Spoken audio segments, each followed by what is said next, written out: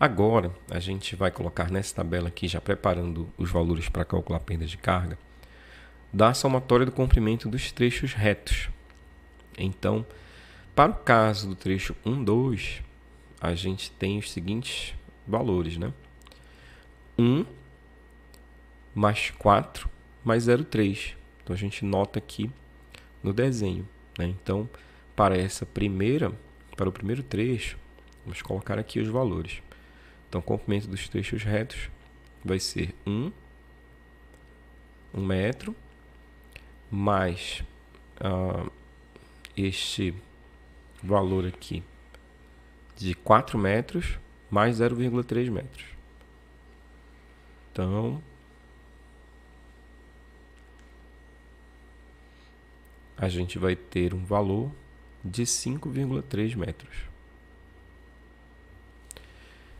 Então, esse é o procedimento para a gente calcular esse comprimento dos trechos retos.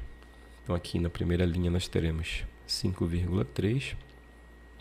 E se a gente faz o procedimento olhando o desenho para todos os outros trechos, a gente vai ter para o trecho 2,3, 0,4 metros. Para o trecho 3,4, 0,5 metros. Para o trecho 4,5, 2 metros. Para o trecho 4,6, nós teremos 1,3 metros. Para o trecho 6,7, a gente terá 0,5 metros. Para o trecho 7,8, a gente terá 1 metro. Dessa forma, então, a gente preencheu aqui a coluna referente ao comprimento dos trechos retos, na soma do comprimento dos trechos retos, para cada um desses trechos delimitados pelos números.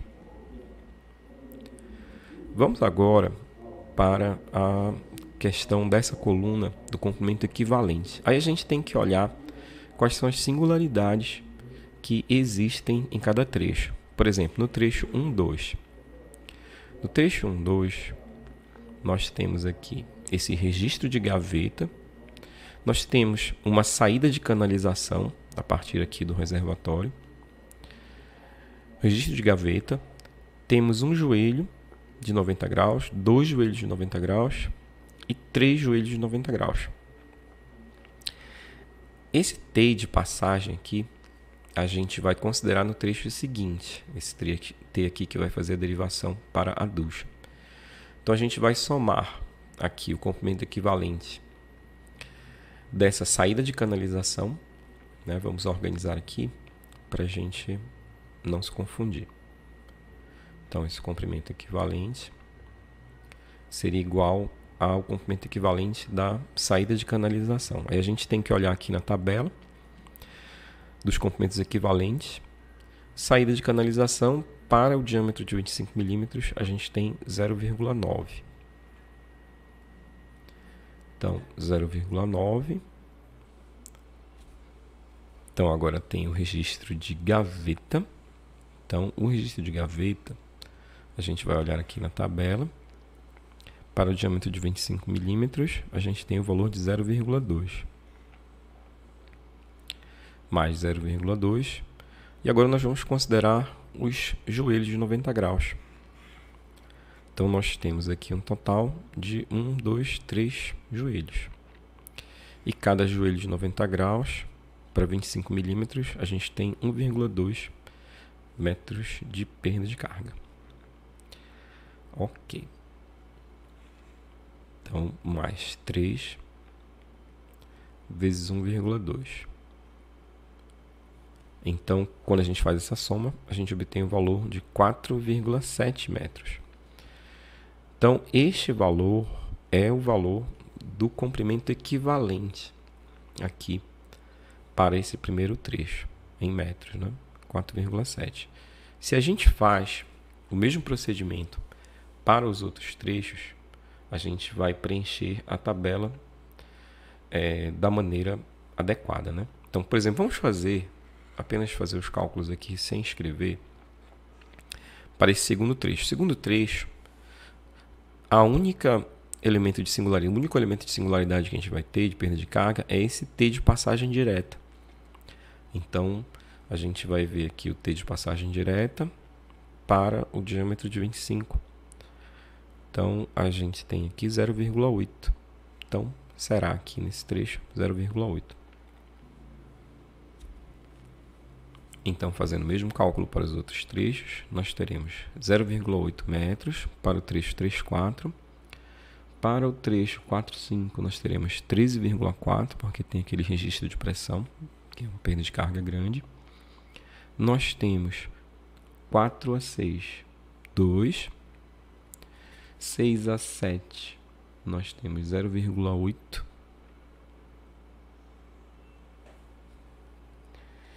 E para o trecho 7 a 8, nós temos 3,2. Pronto. Então, com isso, a gente fez aqui a determinação desses comprimentos equivalentes. Com relação à questão da perda de carga unitária, a gente vai usar a equação de Hazen-Williams, que é essa equação aqui. Então, vamos calcular o J para essa nossa para o primeiro trecho, né, de 1 até 2. Então, o J ele será igual a 10,65 vezes a vazão. A gente tem que fazer aqui a transformação de unidades, né, para ficar em metro cúbico por segundo. Então, 0,48 vezes 10 a menos 3. O C que a gente vai utilizar na equação, que é o C do PVC, vai ser 140. Isso aqui é elevado a 1,85. Aqui também no denominador é elevado a 1,85. E o diâmetro, que vai ser o 27,8 vezes 10 a menos 3, também passando para metro, elevado a 4,87. Então, quando a gente faz esse cálculo, a gente obtém o valor de aproximadamente 0,0317 MCA por metro. Então, a gente vai preencher a primeira linha aqui, 0,0317. Bom, fazendo o mesmo cálculo para as outras linhas, a gente vai obter aqui para o trecho 2,3 0,0272, 0,0237, 0,0016. Nós temos aqui do 4,6 0,0226. Aqui do 6 ao 7 nós temos 0,0143.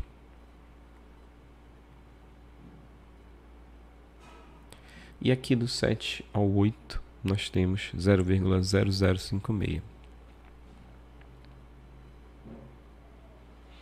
Pronto. Agora nós vamos calcular a perda de carga no trecho, né? Então, basta a gente usar essa equação aqui, que é a perda de carga unitária vezes o comprimento total. Onde esse comprimento total é a soma dos comprimentos, da soma dos comprimentos de trecho reto com a soma dos comprimentos equivalentes. Então, a gente vai aqui fazer, no caso dessa primeira linha, vai ser a perda de carga. Vamos escrever aqui. Então, essa perda de carga vai ser igual a perda de carga unitária vezes essa soma aqui, 4,7 mais 5,3, que são, né, os comprimentos. Comprimento de 5,3 é o comprimento dos trechos retos, 4,7 é o comprimento, né, dos elementos de singularidade. Então, para perda de carga. Então, 5,3 mais 4,7. Então, quando a gente faz esse cálculo para a primeira linha, a gente obtém o valor de 0,317 metros já, né? Então, a gente vai preencher aqui 0,317 metros. Agora nós vamos fazer o mesmo cálculo para as outras linhas, né? E a gente vai obter aqui 0,033, 0,031, 0,024,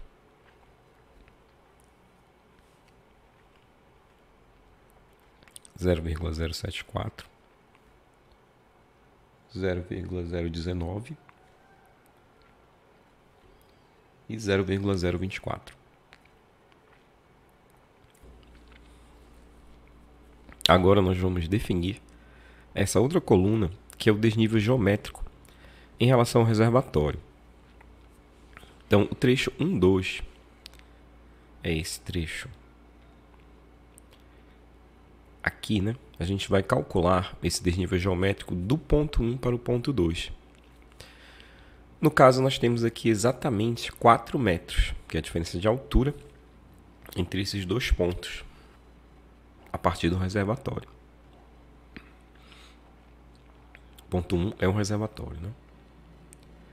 Então, a gente tem aqui 4 metros.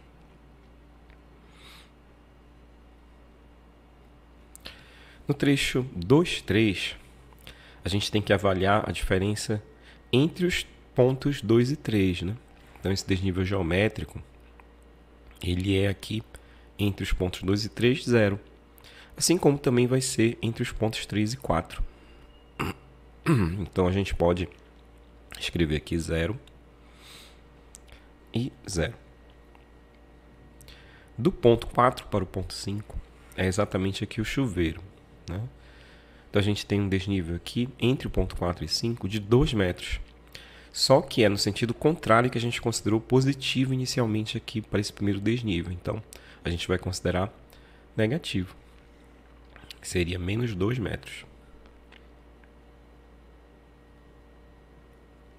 Do ponto 4 para o ponto 6, a gente tem desnível 0.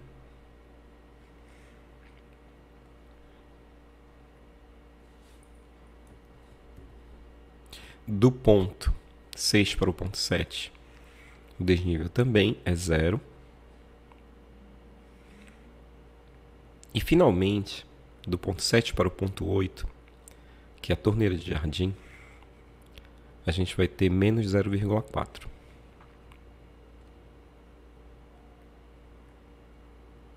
Pronto. Agora nós vamos para a penúltima coluna, que é a pressão estática. Então, no trecho 1, 2, a gente vai definir a pressão estática exatamente no final do trecho. Então, aqui a pressão estática vai ser exatamente de 4 metros, que é exatamente igual a esse desnível geométrico. 4 metros. Como o desnível geométrico do 2 para o 3 é 0, então a pressão estática é a mesma, 4 metros. Como o desnível geométrico do 3 para o 4 também é 0, a pressão estática também vai ser a mesma, 4 metros. Já do ponto 4 para o ponto 5, o desnível geométrico é menos 2 metros. Então, a pressão estática vai ser esse 4 metros menos os 2 metros. 2 metros. E a gente vê aqui que é exatamente também essa distância, né, do reservatório para o chuveiro. Daqui para cá tem 4, daqui para cá tem 2, então sobram 2, né, para cá. E continuando aqui, a gente vai ter para o 4, 6, nós teremos um desnível geométrico que é 0, mais, né, o ponto... Então, em relação ao ponto 4, a pressão estática do ponto 4 era 4. Como o desnível do 4 para o 6 é 0, aqui a gente vai continuar com a pressão de 4 metros. Do 6 para o 7, o desnível é 0 também, 4 metros. E do 7 para o 8, o desnível é menos 0,4. Então, a gente vai terminar aqui com 3,6 MCA de pressão estática para o último ponto.